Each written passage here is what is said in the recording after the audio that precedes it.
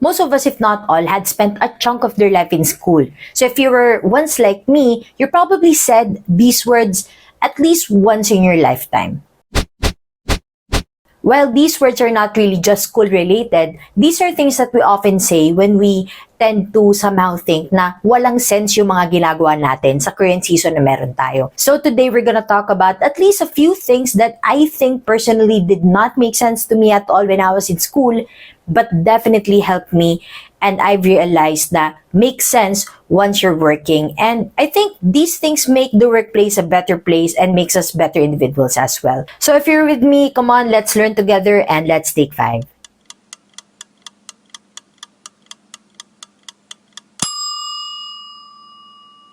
First on our list would be reading. And I personally feel that this is one of the things that really did not make sense to me at all when I was in school, because I always tend to be the head smart kind of person. What I see is what I learn. And somehow I felt na I never found that in books. So when I transitioned over to the workplace, it became so hard for me because I realized that reading is essential when you're currently working. Bakit? Kasi there's a lot of things, procedures, there are goals that needs to be met, you have to be familiar with them. You can't skip something just because you think that you know how to do it.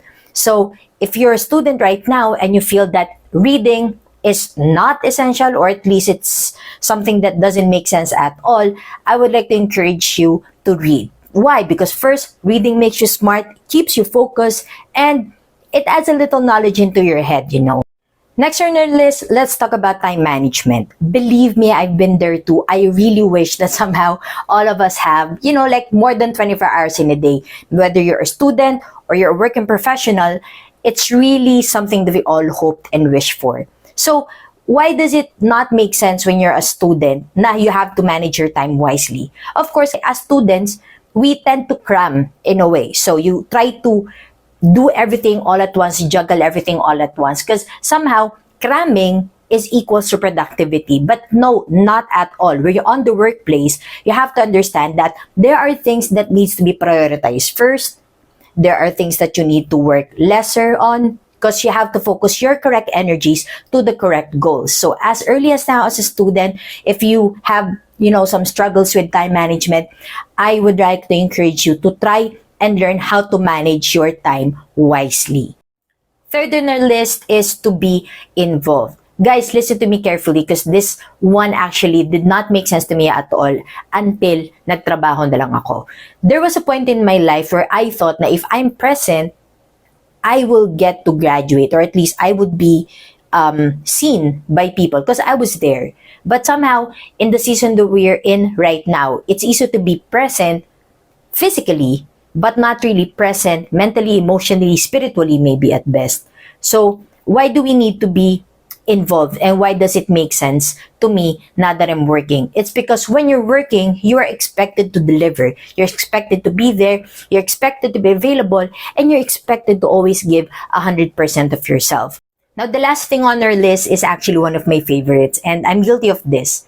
I said it, you said it, and I'm pretty sure we all said this. Don't tell me I'm wrong. It's the hindi ko naman yan magagamit sa trabaho ko mindset. Now, while it is true that there are some subjects na hindi relevant sa trabaho mo or sa dream job mo, what this teaches us is that you have to be flexible, teachable, and adaptable in the workplace.